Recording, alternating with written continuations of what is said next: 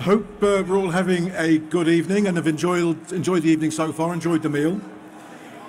I'm Duncan Swan, the Chief Operating Officer here at British APCO, and it's my pleasure this evening to present the Gareth Wilkinson Memorial Award.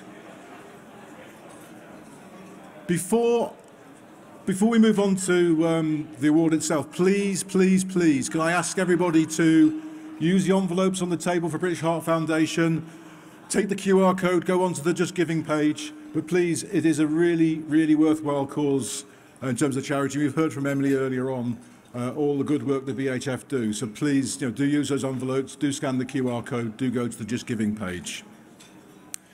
So as I say, it's my pleasure this evening to present the Gareth Wilkinson Memorial Award. This will only be the third time that the award's been presented. Back in 2005 at the Café Royal, I was honoured to be the first recipient of this award. Subsequently, in 2008, it was awarded to Colin Evans for his tireless work with the North West and North Wales region. Remember those days when we had regions in British APCO. It was in spring 2004, in the days when this event was held at the Islington Business Design Centre, that Gareth Wilkinson, a senior officer with the Greater Manchester Fire and Rescue Service and a leading light in the North West for British APCO, was taken from us all too soon. I actually found the original British APCO policy document in relation to the award, and it says, the objective is to establish an award that commemorates the life and service given to the association by the late Gareth Wilkinson. And that aim is to acknowledge the outstanding contribution and meritorious service given by an individual BAPCO member to enable the association to achieve its purpose. With the unanimous backing of the British APCO board, there's no doubt that tonight's recipient has made a huge contribution to the aims and objectives of your association and is a more than worthy recipient.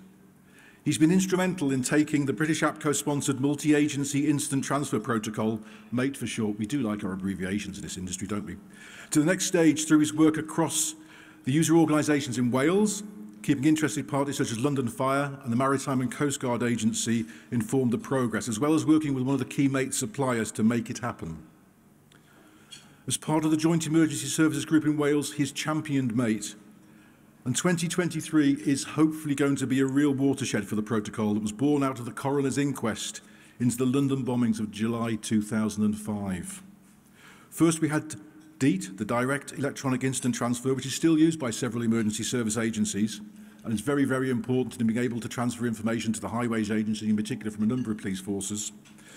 And today we have MATE, which is gathering, growing user and supplier support. So please, everyone, can you put your hands together for the Gareth Wilkinson Memorial Award recipient, Tony Bracey.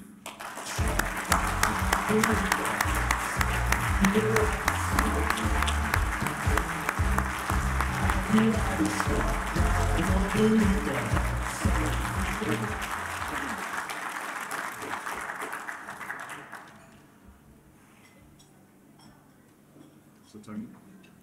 You know how clumsy I was. Yeah, of course. That's it. Twice that.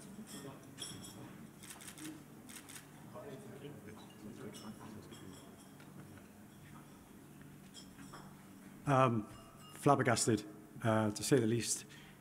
I think from a MATE perspective and my personal perspective, I think BAPCO exemplifies how an agency with the leadership, the membership, the network, and more importantly, the reputation of BAPCO supports collaboration and innovation across the emergency services and the responders across the UK. MATE and what I've done is just one small part of that, because the work that BAPCO does, extends across all the emergency services. I think from my perspective from MATE, I've just started the ball rolling with the procurement across the FRS, takes it to the next level. If I've got a plea, police, ambulance, pull your finger out. Let's get this done. Please.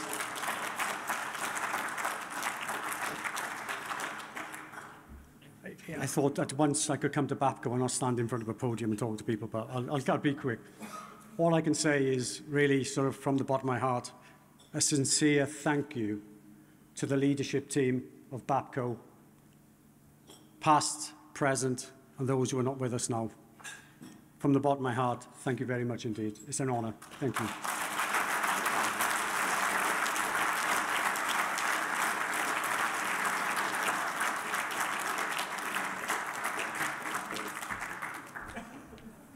Okay, I'll get the good gig. The Ian Thompson Bursary Award.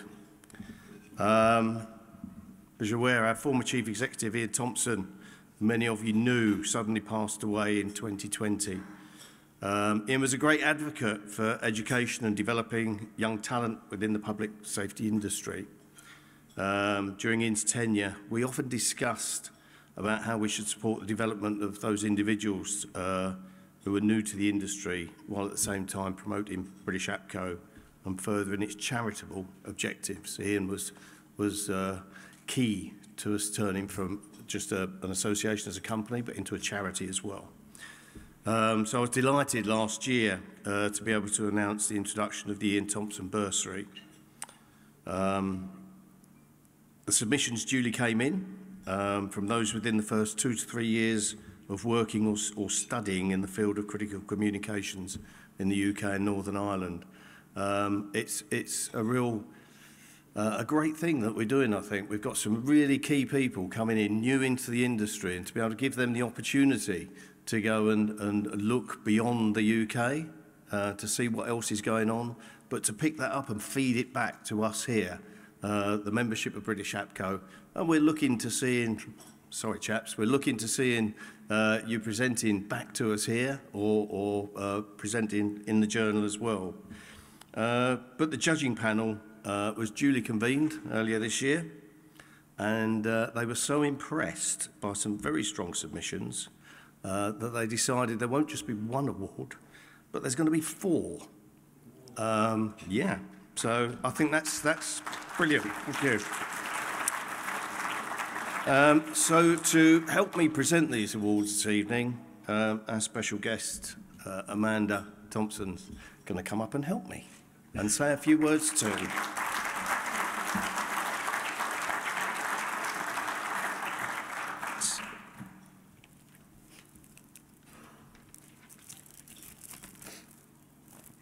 Thank you, John.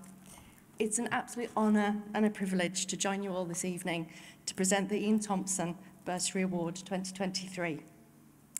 Married to Ian for 30 years, I was with him on his journey from joining the police force to becoming the CEO of BAPCO, a role for which he was immensely proud to be appointed to.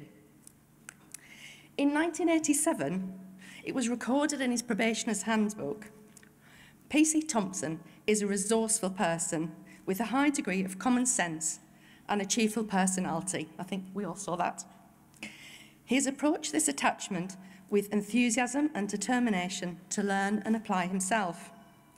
But then in what next sounds like a line from the police drama Ashes to Ashes, his sergeant was also confident that anything potentially moody would be brought to his attention. I can't think what that would have been. When Ian retired from the police force in 2016, he was thanked for his service to the community, for his local policing leadership roles, and for being instrumental in future working models. In all that Ian did, above everything else, he wanted to make a difference.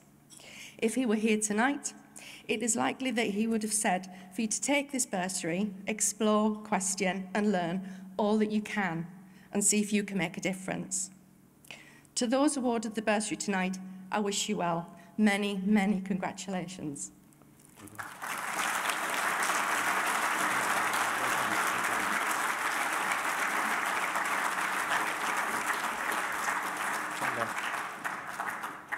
Okay, the first recipient is Amy Finch.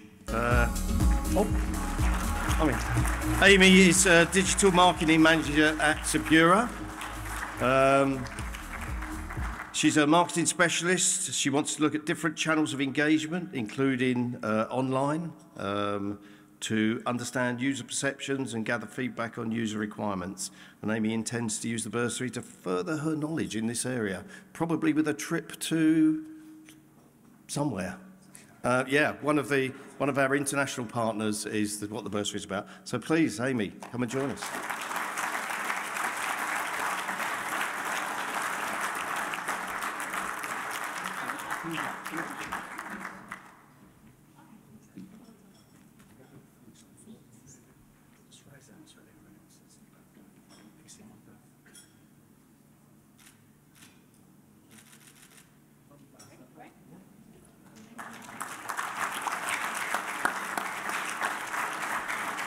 The next recipient is Connor Fern, a consultant with Grace and Mason Advisory.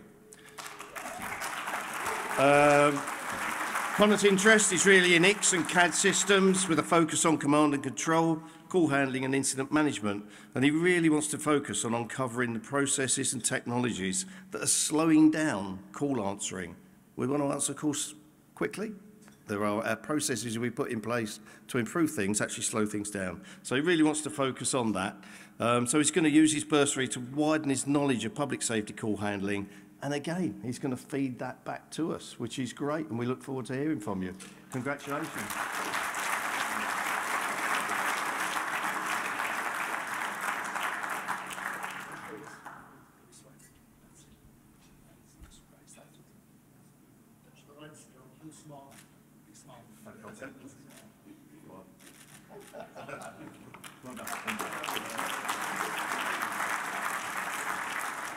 Fantastic. This is a good part of the job, isn't it? It really is. The next recipient is James Searle. James is the User and Assurance Manager from NHS Ambulance Radio Programme. James is a recent joiner into public safety and communications. His focus is on responsibility and accountability that comes with the handling of critical communications and how that information can be shared collaboratively. So Connor intends to use his bursary to widen his knowledge of public safety call handling internationally, I think, and will feed back that to the BAPCO membership and key stakeholders. Where are you? Ah, there he is.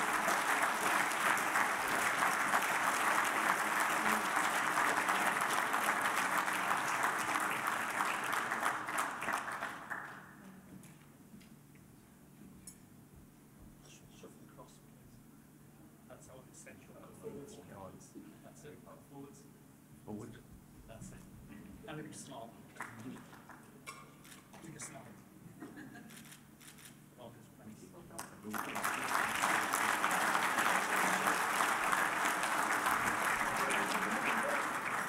And the final recipient is Oliver Horrell. He's the Inside Sales Account Manager for Zebra Technologies. Congratulations, Ollie. Ollie wants to better understand how different countries are applying new technologies into their business processes to drive improvements in the way public safety and first responders can operate. So the bursary is going to allow him to start to do his research into that area. Congratulations, Ollie. Up you come.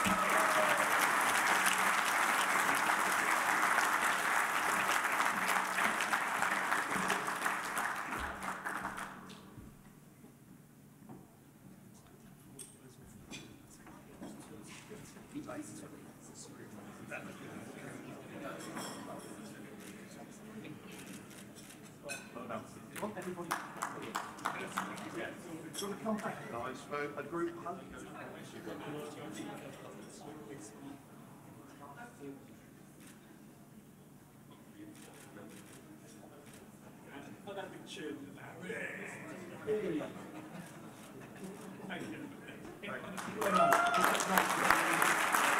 Thank you.